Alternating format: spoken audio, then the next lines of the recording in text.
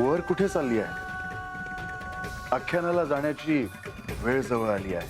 मी पूर्वतयारी करायला चालली आहे. फार विलंब नको. आख्यानाला सर्वजण जमायला सुरुवात झाली आहे. माझ्यामुळे विलंब नाही होणार. बरं, ही वाट पाहतो. तुम्ही आधी गेलात तरीही चालेल. मी येईन एकटी. निश्चित? हो. पण असं का? ती ज्या वाटेवरून येणार आहे त्या वाटेवरून मला यायचं नाही.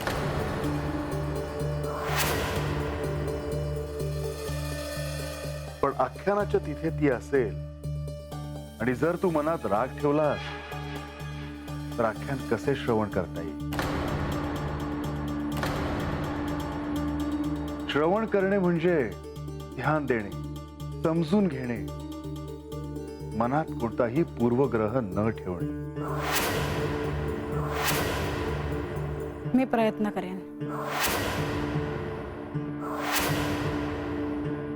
बर, ये तू.